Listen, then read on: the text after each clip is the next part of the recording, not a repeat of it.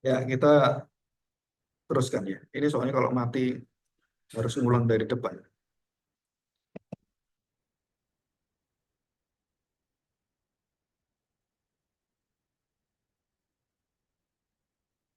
Bentar ya.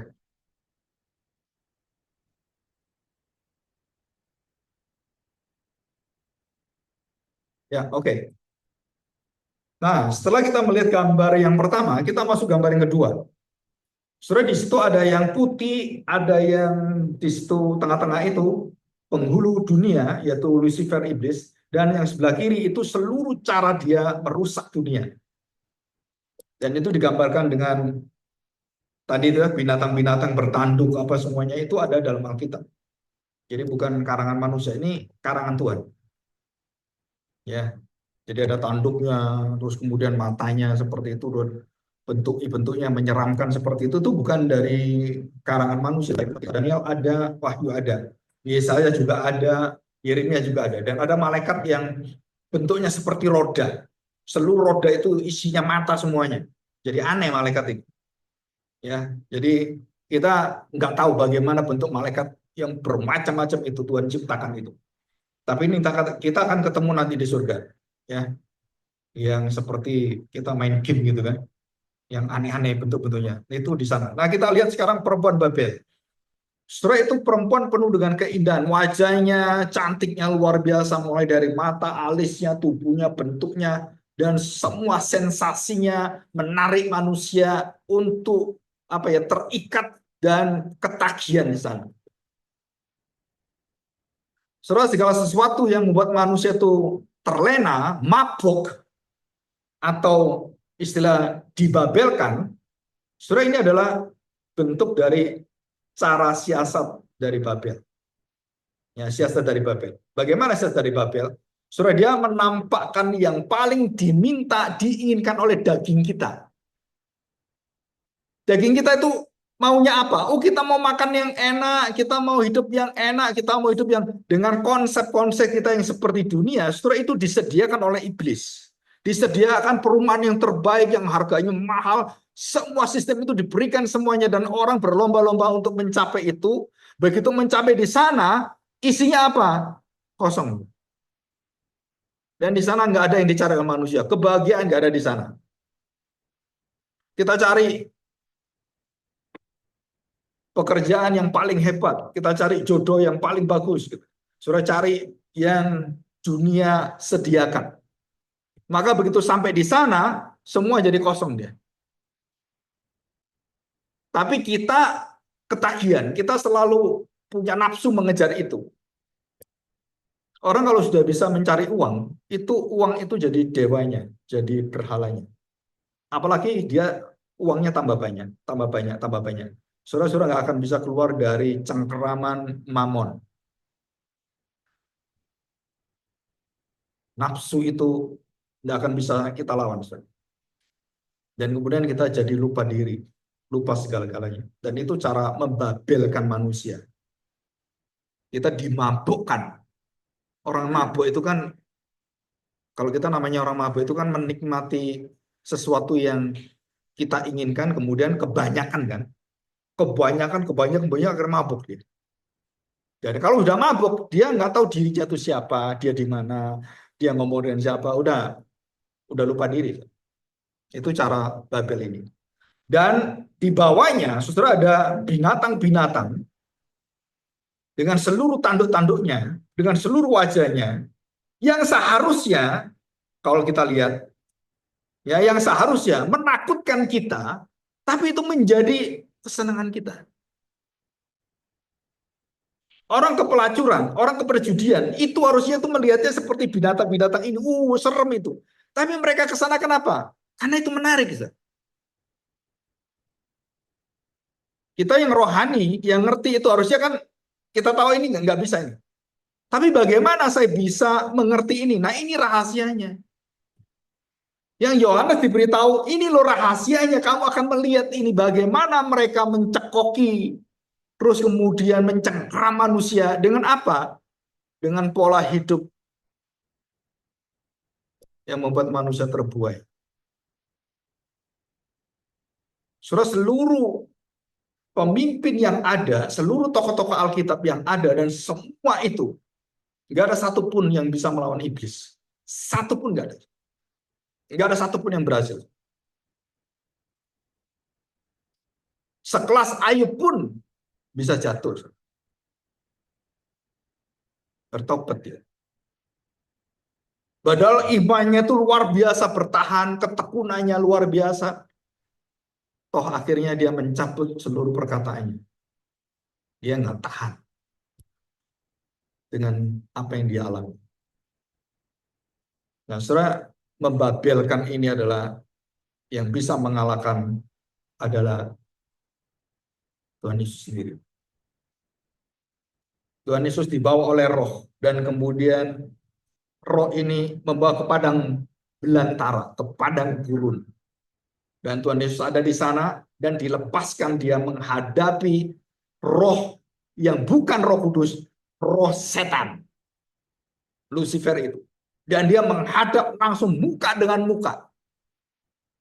Seperti Adam menghadap muka dengan muka, dan Yesus menghadap muka dan muka. Dan hanya ada satu manusia menghadap iblis, Adam pertama dan Adam kedua. Dan tidak ada yang lain yang langsung tatap muka dengan Lucifer. Maka kalau ada pendeta mengatakan saya ketemu Lucifer, setelah itu pendeta bukannya sesat, geblek. Memang kamu tuh siapa bisa ketemu Lucifer? Sekarang dia mengeluarkan, pendeta ini mengeluarkan nubuatan untuk Indonesia yang lihat 500.000 orang. Dan saya percaya 500.000 orang banyak yang percaya. Jadi pendetanya geblek, yang dengar gebleknya geblek gitu. Dan kok bisa percaya, bisa, dan diundang semua seperti itu. Saudara, ini membabelkan. Jadi gereja pun dibabelkan dengan pendeta-pendeta yang palsu ini. Saudara. Dan kita harap kita nggak ikut dalam arus yang kebabelan ini. Nah, saudara, kita lihat selanjutnya, gambar selanjutnya. Dan dia menawarkan kepada manusia yaitu anggur kenikmatan, baju yang bagus, hidup yang glamor, yang luxurious, yang begitu enaknya luar biasa. Saudara, kalau kita makan, kita selalu cenderung mencari makan pecel, gitu kan? Dulu kan pecel, lotek, kita mau. Anak kita sekarang lotek, pecel, nggak doyan. Apa ya? Lotek, pecel, gado-gado. Tapi kalau makanan-makanan yang baru, yang dari Korea gitu kan, waduh, antri, real cheese, roll cheese, waduh. Terus saya tanya, makanan-makanan yang mendasar dengan makanan-makanan dibentuk seperti itu, saya tanya sekarang, ini ujungnya kemana semua makanan ini? Kebinasaan semua.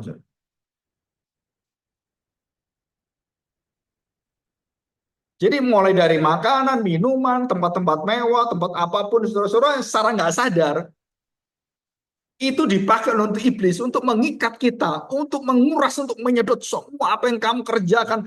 Saya pernah berkali-kali dengar, seorang dokter spesialis, tiap malam setelah dia operasi, dia kepelacuran. Enggak? Tiap malam, saudara. Dia punya istri, istrinya kaya, istrinya cantik, anaknya bagus, sudah sampai S2, S3. Tapi dia, begitu dia selesai operasi, dia kecapean, dia ke diskotik, dia ke tempat-tempat klub, dan kemudian dia berzina. Dan yang cerita itu supirnya ke saya. Kenapa supirnya cerita? Supirnya nganter dokter ini, dan dokter ini periksa ke dokter yang sama dokternya. Dokter spesialis, dia spesialis juga.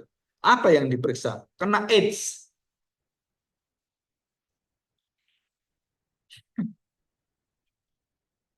Bayangkan, saudara. Saudara, dunia yang kita nggak tahu ini, dunia yang malam itu ada yang jenderal, ada yang dokter spesialis, ada seorang bisnismen, itu gilanya di sana semua, saudara. Saya dulu nggak tahu dunia seperti itu. Saya tahunya dari orang-orang yang ngomongin gitu. Wah, ini dunia dunia yang lain ini. Dan itulah cara iblis menyediakan kenikmatan, menyediakan kebutuhan-kebutuhan kita. Dan orang-orang mencari achievement yang lebih naik, lebih unggul. Wah, mati semua kejebak.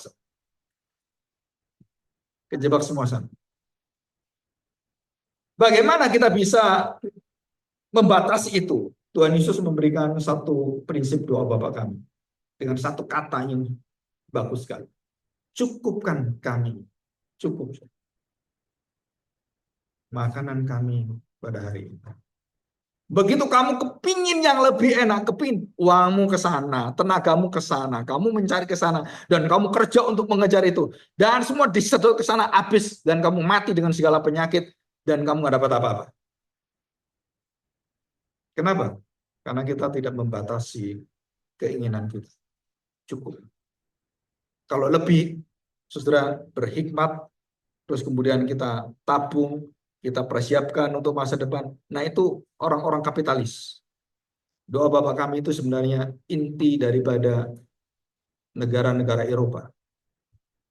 Cukup. Dan sisanya kalau dapat berkat, itu memberkati orang. Mengasihi Tuhan. Memperhatikan orang. Saya sudah cukup. Jadi orang Kristen itu menjadi orang yang berkatnya itu luar biasa mengalir. Harusnya. Tapi karena kita mengejar, wah berkat kita yang kita terima itu ngalir ke situ semua, habis semuanya. Ini cara iblis. Dan saudara lihat di sana, ada orang tua rokokan. Ojo. Ada orang gila di sini. Betul kan? Dan dampaknya itu, dia kasih itu dampaknya seperti ini. Orang ketagihan, orang semua ini.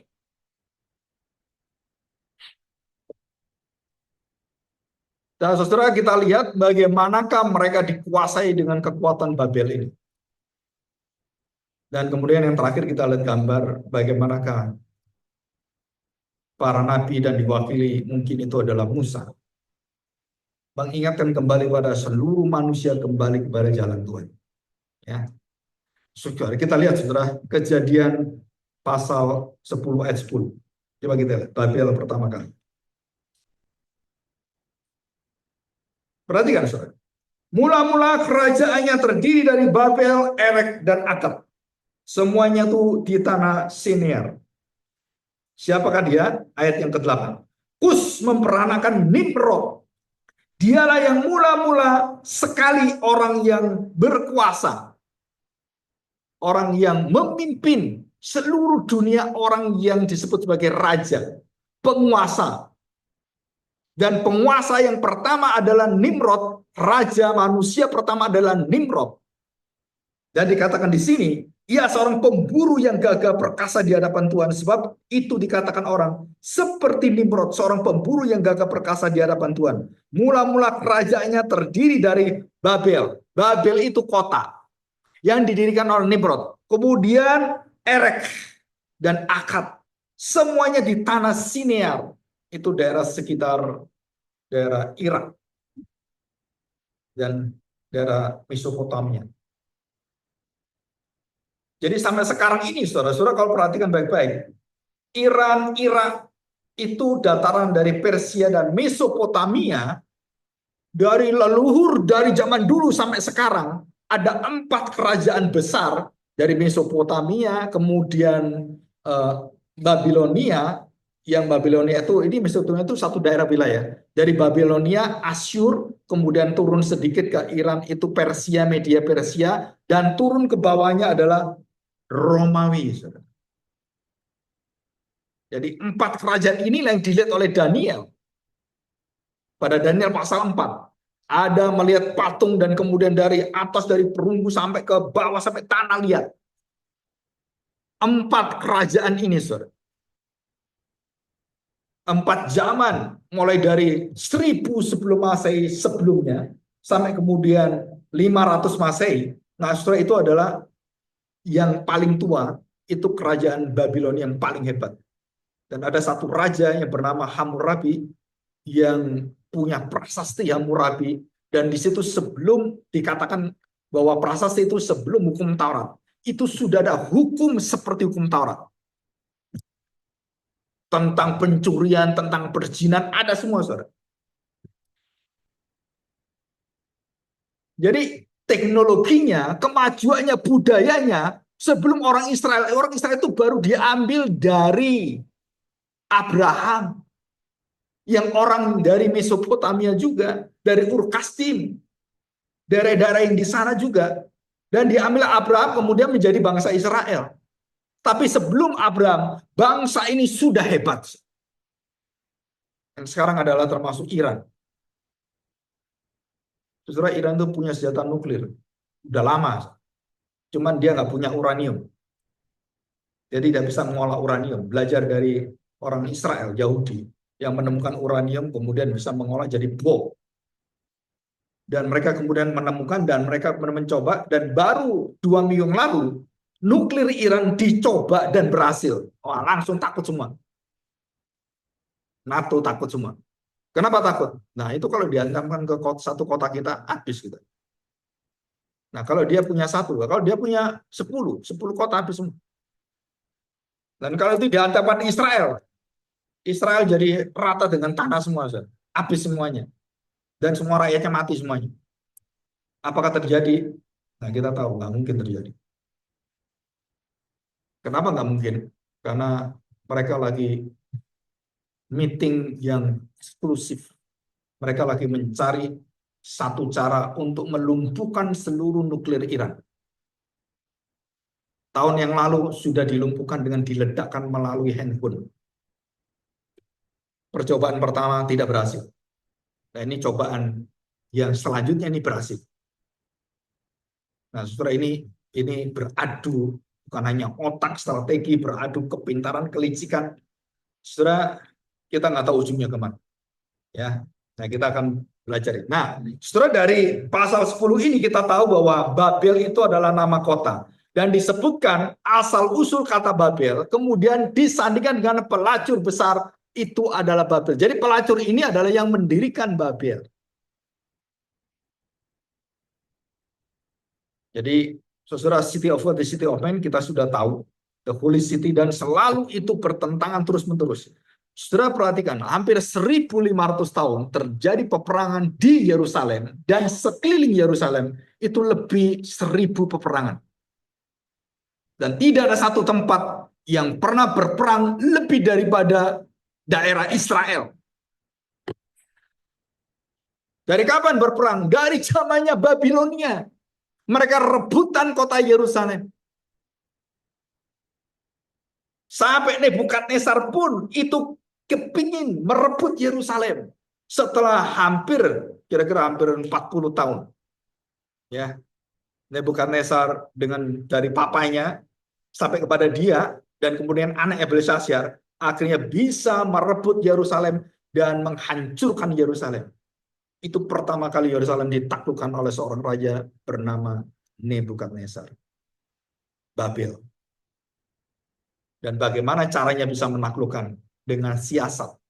Jadi mereka bukan menaklukkan Israel dengan peperangan yang besar, bukan, saudara. Mereka memberikan kenikmatan-kenikmatan. Dan itu dituliskan oleh Yesaya, dituliskan oleh Yeremia, Yeskel, dan nabi-nabi seperti Daniel menuliskan, hai engkau Israel, bangsa Israel atau bangsa Yahudi, engkau telah bobrok, engkau sudah dicekokin oleh Babel, dan engkau sudah dibius, dimabukkan oleh Babel. Bagaimana caranya? Saudara, mereka diberi wanita-wanita cantik.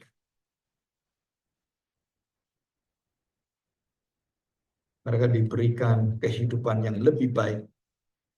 Mereka dijanjikan dengan banyak macam-macam. Akhirnya mereka kawin.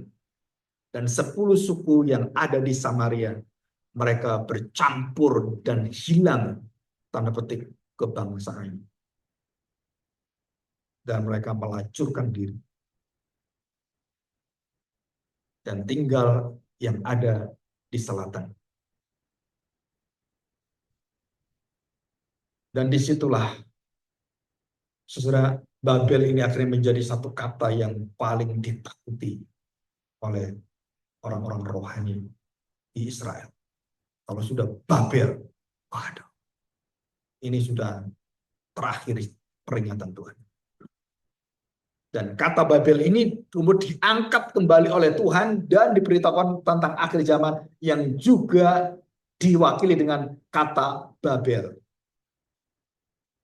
Dan bagaimana Babel yang paling hebat, paling kuat, yang menguasai seluruh dunia dan kerajaan-kerajaan di bawah dia. Saudara, kita baca Daniel pasal 4.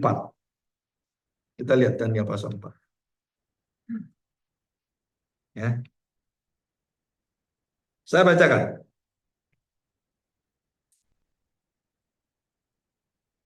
Daniel pasal 4. Saudara, ini agak panjang ya. Nah, ini. Pasal 4 ayat yang pertama kedua. Ini untuk supaya kita tahu. Dari Raja Nebukadnezar kepada orang-orang dari segala bangsa. Bukan satu dua bangsa, loh. Segala bangsa. Jadi dia sedang menguasai bangsa-bangsa semua di bawah dia. Yang kedua, suku bangsa dan bahasa. Ini keluar di kitab Wahyu. Ya kan? Dari segala bangsa, suku bangsa, bahasa, kaum. Kan ada kan? Nah ini sama. Nebukadnezar juga menguasai seperti Allah. Kalau saya beritahukan, inilah contoh antikristus yang ada dalam perjanjian lama.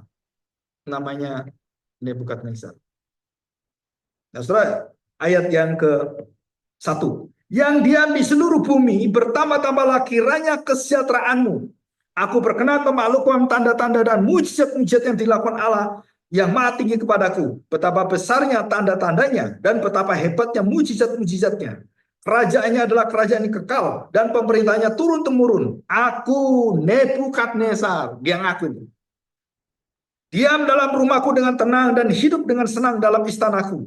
Lalu aku mendapat mimpi yang mengejutkan aku. Dan khayalanku tempat tidurku serta penglihatan-penglihatan yang kulihat menggelisahkan aku. Maka aku mengeluarkan titah. Semua orang bijaksana di Babel, barang siapa yang bisa memberitahukan tentang mimpi itu, saudara, dia akan diberikan kedudukan yang tertinggi. Jaminan hidup yang berlimpah-limpah. Ya, ayat 8. Pada akhirnya Daniel datang menghadap aku, yakni Daniel, yang dinamai Belshazzar, menurut nama dewaku, yang penuh dengan roh para dewa yang kudus. Lalu kuceritakan kepada yang mimpi itu. Hai Belshazzar, kepala orang-orang berilmu, aku tahu. Saudara, istilah orang berilmu bukan paranormal ya. Ini profesor-profesor PhD itu di bawah Daniel semua. Ini artinya berilmu itu bukan dunia yang klinik dukun, bukan. Ini orang berilmu itu orang yang pinter-pinter yang di Babilonia. Di bawah siapa? Daniel. Jadi Daniel itu lebih pinter dari mereka. Ada yang mengatakan Daniel lebih pinter 10 kali lipat dari mereka. Itu otaknya Daniel kayak apa? Sadrak, Mesak, Abednego juga sama. Nah, saudara perhatikan di sini ya. Yang penuh dengan roh dewa. Nah, dikatakan 10. Adapun penglihatanku dapat di tempat tidurku demikian. Di tengah-tengah bumi ada sebatang pohon yang sangat tinggi. Pohon itu bertambah besar dan kuat. Tingginya sampai ke langit. Saudara ingat Menara Babel? Betul kan? Sampai ke langit ini. Dan dikatakan di sini, dan dapat dilihat sampai ke ujung seluruh bumi. Ya, saya tidak bacakan ayat 12. 13. Kemudian dalam penglihatanku dapat di tempat tidurku itu tampak seorang penjaga, seorang kudus turun dari langit. Ia berseru dengan nyaring demikian. Tebanglah pohon itu. Kapak sudah tersedia. Ini dari Sabtu saya sudah jelaskan. Kapak sudah tersedia. Kamu tinggikan dirimu dan kamu tidak ada buahnya, ditebang oleh Tuhan. Dan dikatakan di sini. Ia berseru dengan nyaring, tebanglah pohon itu, potonglah dandannya, gugurkanlah daun-daunnya, dan hampurkanlah buah-buahnya. Biarlah binatang-binatang lari dari bawahnya dan burung-burung dari dandannya. Tetapi biarkanlah tunggulnya tinggal di dalam tanah. Tuhan memberikan pengharapan kepada Nebukadnezar. Kalau kamu sadar, aku kembalikan kerajaan. Ya. Dan kemudian kita lihat ayat yang paling bawah, ayat yang sebentar. 20. Pohon yang Tuhan kulihat itu yang tambah besar dan kuat, yang tinggi sampai ke langit dan yang terlihat sampai ke seluruh bumi, yang daun-daunnya indah dan buahnya berlimpah-limpah, dan padanya ada makanan bagi semua yang hidup. Yang di bawahnya ada binatang-binatang di padang, dan di dahan-dahannya bersarang burung-burung di udara. Tuanku itu, ya Tuanku lah itu, ya Raja Tuanku yang telah bertambah besar dan kuat, yang kebesarannya bertambah sampai ke langit, dan kekuasaan sampai ke ujung bumi. Luar biasa, saudara. Nggak ada raja seperti ini. Tentang Tuanku Raja lihat, yakni penjaga kudus, seorang kudus yang turun dari langit sambil berkata, tebanglah pohon itu dan binasakanlah dia. Tetapi biarkanlah tunggulnya. Inilah maknanya 24. Ya Raja, inilah putusan. Nah, Babel tadi kan putusan yang mati. Sama persis. Perempuan Babel itu diputuskan oleh Tuhan. Putus. Yang maha tinggi, keputusan yang maha tinggi menangnya Tuanku Raja. Tuanku akan dihalau dari antara manusia, dan tempat tinggal Tuanku akan ada di antara binatang-binatang di padang. Kepada Tuanku diberikan makanan rumput seperti lembu. Tuanku dibasahi dengan embun dari langit. Demikian berlaku atas Tuanku 7 masa berlalu, hingga Tuanku mengakui bahwa Allah yang maha tinggi berkuasa atas kerajaan manusia dan memberikannya kepada siapa yang dikehendakinya. Saudara, ini bukan hanya pada Nebukadnezar dalam hidup kita. Saya bisa melayani di sini, itu karena Tuhan kasih, bukan manusia. Saya bisa bekerja di tempat apapun, itu Tuhan kasih. Dan semua apa yang Tuhan kasih, itu ada batas waktunya. Ada expired date-nya, masa berlakunya. Jadi saudara, kalau saudara dihentikan di situ, saudara kemudian dipindah, saudara nggak bisa melawan Tuhan dengan cara apapun. Dan dikatakan di sini, sudah dihitung Tuanku, mini tekel Ufarsin. Dan itu terjadi pada anak Nebukadnezar. Namanya Belshazzar. Dan sama dibinasakan juga. Ya Raja, biarlah nasihatku berkenan pada hati Tuanku. Lepaskanlah diri Tuanku daripada dosa. Nah ini saudara, apa dosanya? Pemimpin-pemimpin di Indonesia, presiden-presiden di Indonesia, di Amerika, dan di seluruh negara seluruh dunia ini harus mendengarkan perkataan ini. Perhatikan, perkataan ini adalah perkataan berlaku untuk para penguasa di seluruh bangsa-bangsa di seluruh muka bumi. Dikatakan, lepaskanlah diri Tuanku daripada dosa dengan melakukan keadilan. Bagaimana kau bisa lepas daripada kutukan itu? Kamu harus menjadi penguasa yang menegakkan keadilan, menegakkan hukum.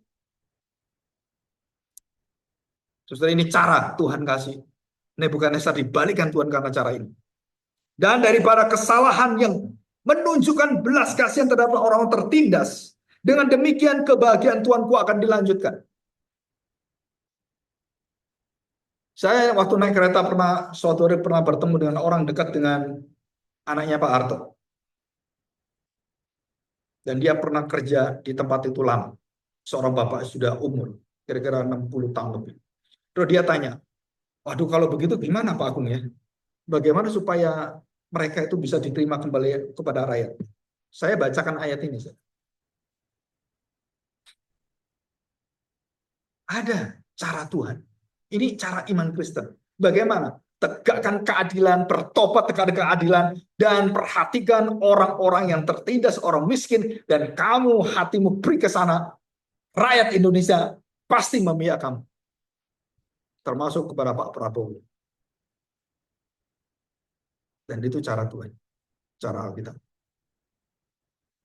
Dosamu masa lalu akan ditutup oleh Tuhan, dan kamu bertobat, menegakkan keadilan, hukum, dan orang korupsi, koruptor semua babat habis. Dan tegakkan, angkat orang-orang miskin, dan kamu perhatikan mereka, rakyatmu cinta pada kamu. Dan itu berlaku di dalam gereja.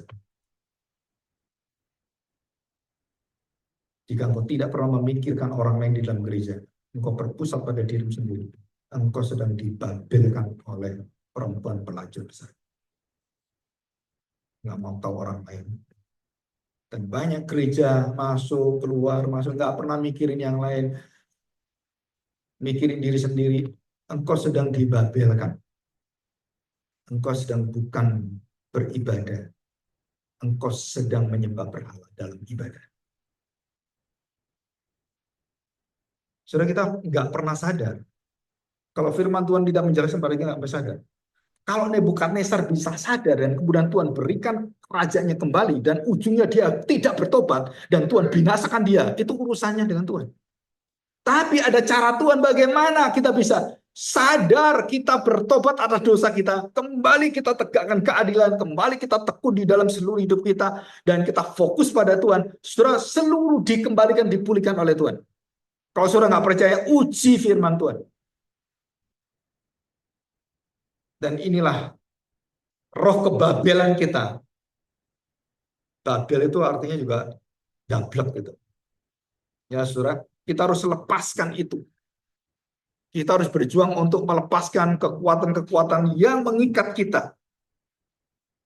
Saudara, dikatakan dalam firman Tuhan, yang dikatakan tentang membiarkan tumbuh pohon itu artinya apa? Kerajaan Tuanku akan kembali kepada Tuanku pegang, Tuanku akan kembali pada Tuanku, dan seluruhnya surgalah yang mempunyai kekuasaan. Saudara, kalau saya lihat seperti ini, siapapun yang berkuasa, nggak peduli di dalam gereja, di luar gereja, di dalam pelayanan atau di luar pelayanan, saudara sama di hadapan Tuhan. Nggak beda. Maka iman reform, iman kekristenan sesungguhnya tidak membedakan pekerjaan sekuler atau pekerjaan dalam gereja. Sama semuanya, semua kudus di hadapan Tuhan. Yang masalah apa? Kamu benar-benar hidup berdasarkan firman Tuhan, keadilan Tuhan, kebenaran Tuhan. Yang dikatakan di sini, Nebukadnezar 7 masa jadi binatang, saudara. Yang saya nggak bisa pikir, dia bisa hidup makan rumput. Dari mana bisa? Mau makan rumput? Saudara makan rumput, mencret ya. Dan bukan 1-2 hari. Berbulan-bulan dia hidup seperti itu. Sampai rambutnya kayak binatang. Kukunya seperti binatang keluar semua. Dia jadi memedi. Memedi Nebukadnezar. Mukanya gondorwo. Dan gitu kan.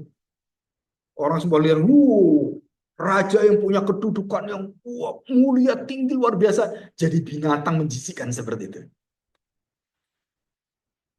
Setelah itu dinama sebagai Babel. Dan siapa yang bisa menjadikan manusia bisa busuk seperti itu? Saudara, Lucifer. Kegelapan. Dia tarik kita, dia angkat kita, dia bumbung kita, wah kita dipompa, ayo terus cari kekayaan, cari kehormatan, cari semua ya, dipompa terus. Dan waktu di ujungnya, saudara langsung ditiup. Setelah terakhir, dia tusuk satu tusukan, duar langsung.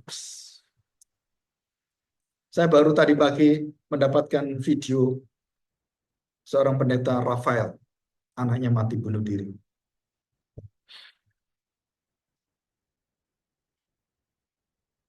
Saudara, jangan bunuh diri. Anak saya mati kena kanker aja. Teman-teman saya pendeta banyak tinggalkan saya.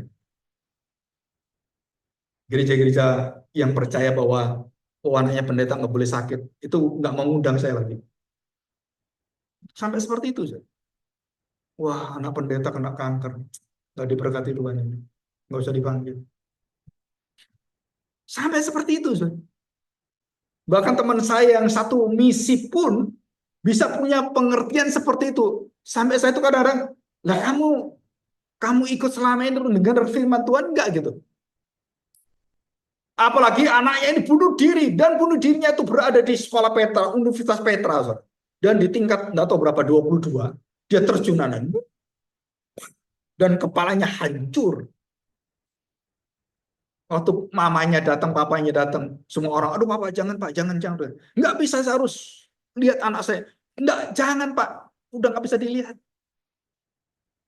Tapi papanya maksa dan dia akhirnya peluk anaknya dalam kehancuran seperti itu. Saudara, saya tanya, siapa yang menjadikan orang seperti itu? Yang mengikat anak ini?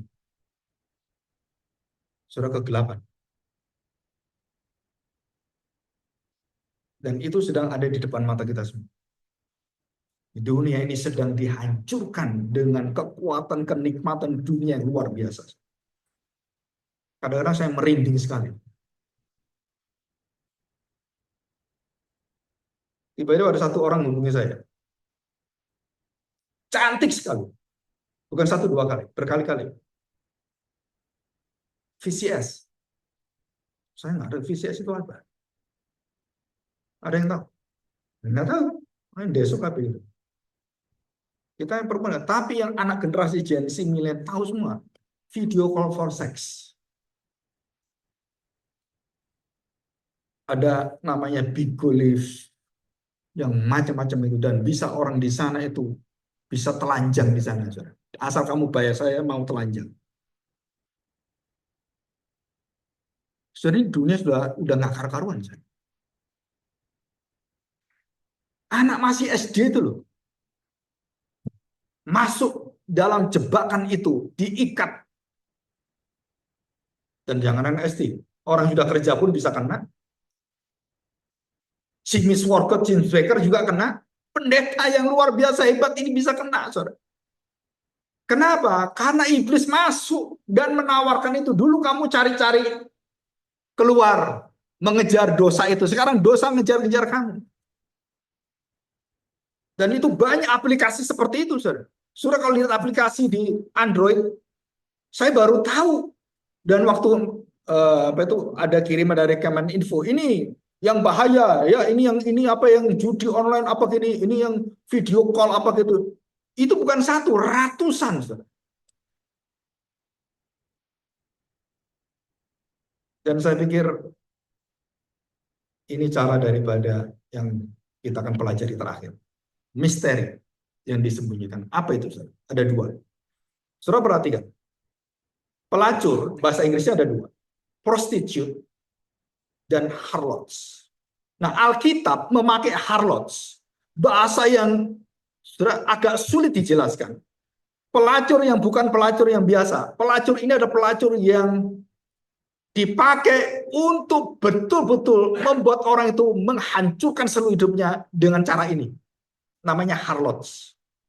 Ini istilah abad-abad 15-16. Nah, saudara, saya berikan contoh. Ini cerita dari Ibu Risma. Maaf, saudara. Ini kita cerita banyak hal-hal yang rada 18 tahun ke atas. Perhatikan, saudara. Ibu Risma waktu menutup kompleks Saritem. Di sini kan Saritem. Di sana namanya Jarak. Jadi dinamakan kampung Jarak. Jarak itu kampungnya pelacur. Dan kalau ke atas lagi, dari Surabaya ke Pandaan, ke Tretes itu ada kota Tretes Raya yang seluruhnya terkenal dengan seluruh pelacuran. Itu di lembah sana, Prigen. Dan saya udah puluhan ratusan kali ke sana. Dan ada pelayanan di sana.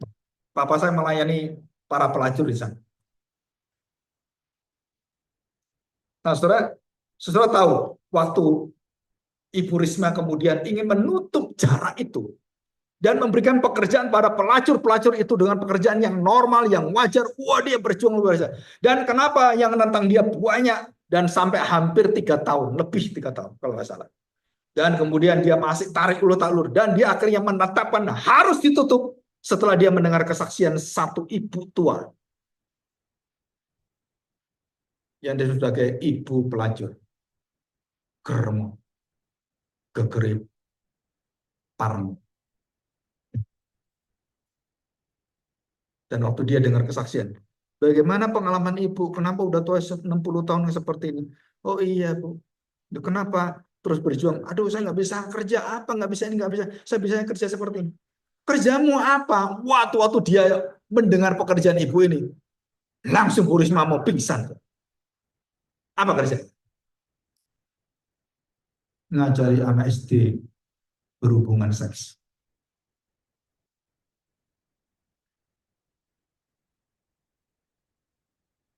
Anak kucil-kucil kecil-kecil itu. Bagaimana caranya? Bagaimana diajari oleh ibu ini? Dari A sampai Z diajari semua. Sampai ahli kursus Eden Guide. Dan orang-orang seperti bukan satu dua orang, banyak. Bu Risma shock. Ya ampun Allah. Tutup. Langsung gitu dia. Harus tutup.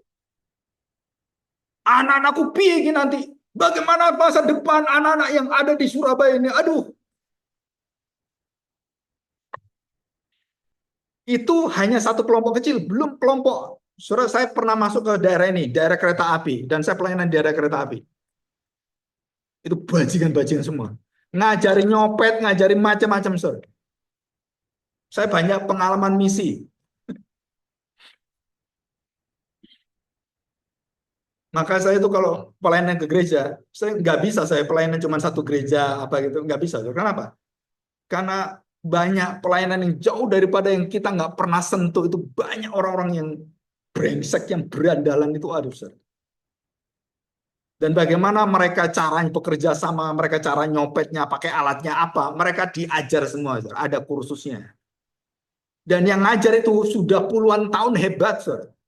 Sampai mereka ada yang mengajar menghipnotis orang, ada.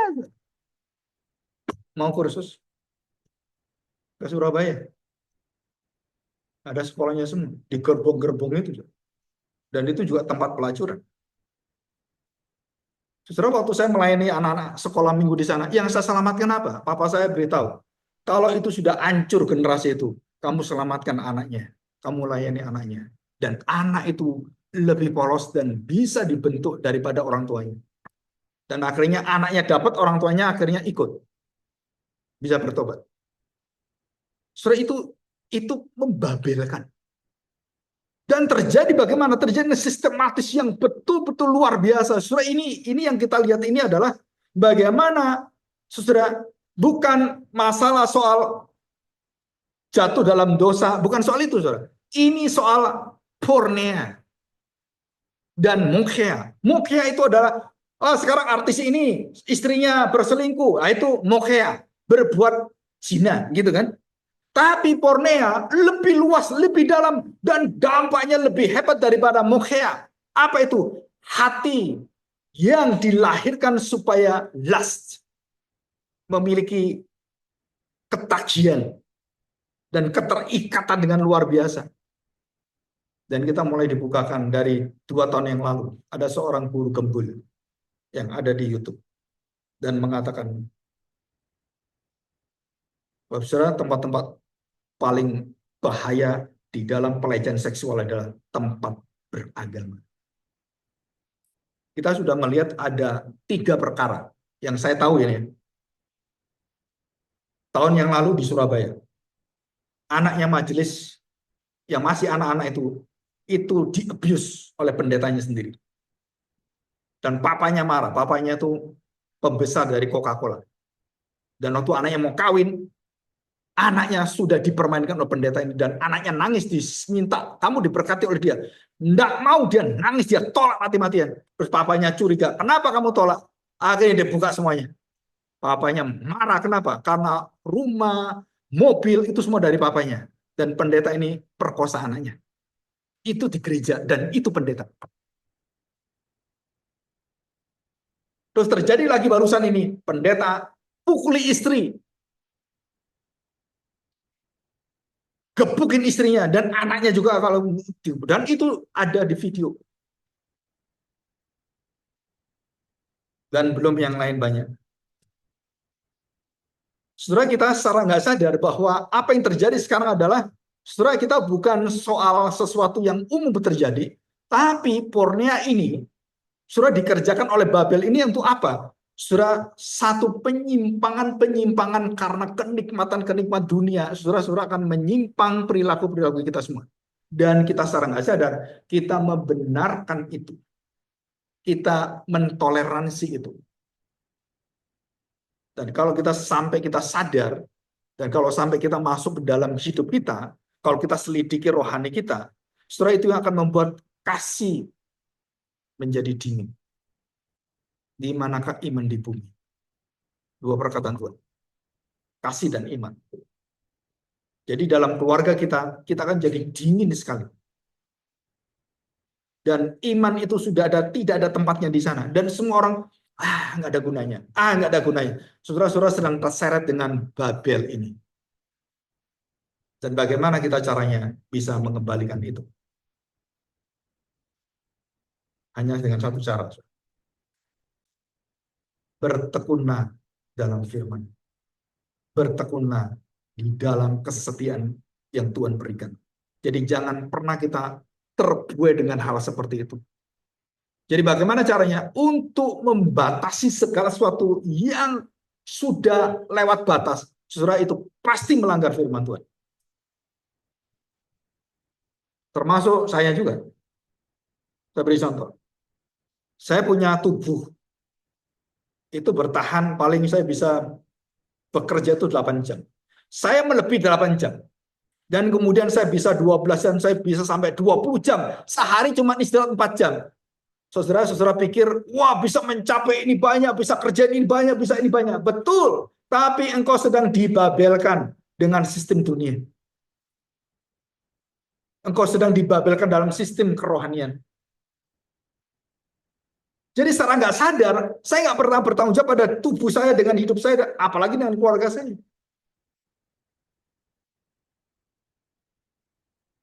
Dan itu cara daripada pelacur besar ini. Nah, dia yang melahirkan seluruh sistem yang ada ini, saudara.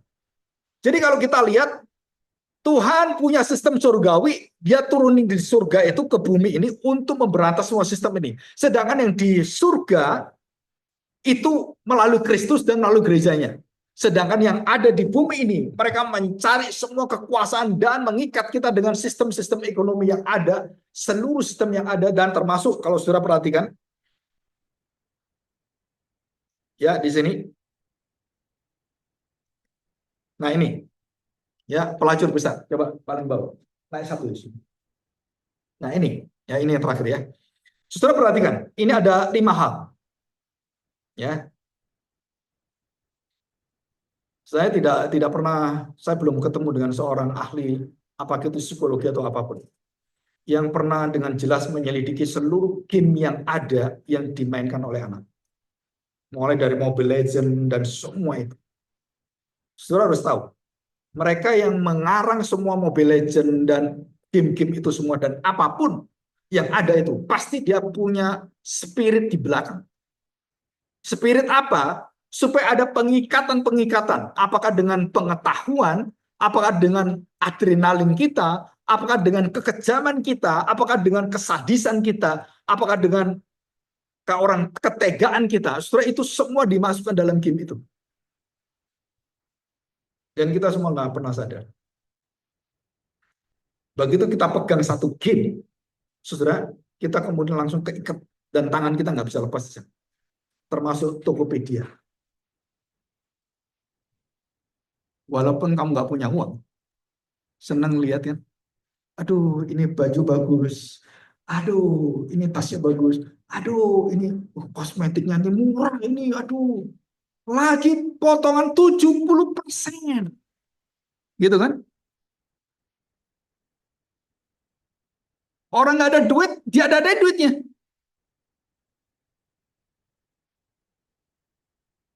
Bagaimana saya membatasinya? Doa Bapak kami. Cukupkan kami hari ini. Oh, ini lagi murah makanan ini. Waduh, samcan babi kecap. Waduh, enak bisa ini. Padahal sudah makan. Karena kepingin beli dia. Buang uang, buang semuanya. Sia-siakan semua kerja kita. Buang ke sana. Yang untung siapa? Perusahaan-perusahaan itu. Saudara mulai dari saya tulis ya, Bigo, Meeting, VCS, semua viewers, saudara sampai miliaran penonton, semua itu pengaruh-pengaruh termasuk, saudara kalau tahu, orang bisa mengubah hidupnya karena Kotelens. Dan saya beritahu, saudara dengar saya, Simon Cowell itu membuat Kotelens dengan beberapa apa itu acara-acara Kotelens yang luar biasa. Berapa banyak orang dari Kotelens itu akhirnya hancur hidupnya. Saudara tahu? Bahkan ada yang bunuh diri setelah nggak terkenal.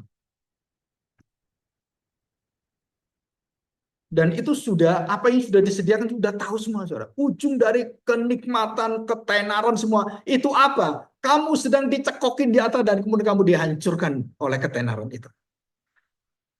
Tenar, uang banyak, makan apa bisa? Salah semua orang kagumi kita. Begitu kamu nggak tenar, begitu kamu nggak berkuasa, begitu kamu tidak terkenal, saudara, babung semua.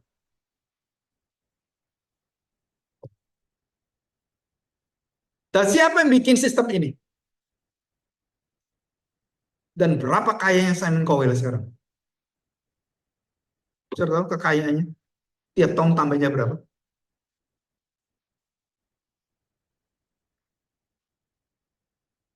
Apakah dia memperhatikan orang di bawahnya?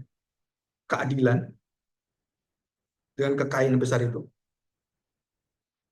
Saya waktu melihat Chosen Fat, Andy Lau, waktu dia sudah masa tua, dengan orang-orang yang di sini yang seperti orang-orang kayak Raffi Ahmad, Atta Halilintar, semua itu. Saya tanya, bedanya apa mereka dengan mereka? Ini kenyataan yang kita lihat. Chosen Fat jalan kemana-mana pakai kereta yang murah, makan yang murah, makan di pinggir jalan di Hong Kong itu. Dan semua uangnya dia kasih untuk orang-orang yang nggak punya. Dan dia bukan orang Kristen. Andy Lau juga sama. Ronaldo juga sama. Ronaldo orang Katolik. Terus saya tanya sekarang, kenapa kita orang Kristen kok nggak bisa seperti itu? Kenapa gereja-gereja mau mencari ke puncak tertenar tertinggi? Wah, semua. Di mana ini salahnya? Babel berkuasa membabelkan gereja, membabelkan negara kuasa, membabelkan pekerjaan. Semua kita dibabelkan. Maka Tuhan mengatakan, dosamu tidak terampuni. Dan Tuhan katakan, tidak ada ampun bagi Babel. Saudara, Hosea diberitahu oleh Tuhan. Kami inilah pelacur itu. Betul kan? Sampai 3 kali punya anak. Dan Tuhan katakan apa? Kalau sampai 3 kali itu memperingati seluruh bangsa Israel, Yisrael, Lo Ami, Lo Ruhuma, mereka tidak bertobat, Tuhan katakan, engkau bukan umatku lagi. Aku bukan milikmu lagi. Aku buang engkau. Aku kebaskan engkau. Dan itu kata Tuhan.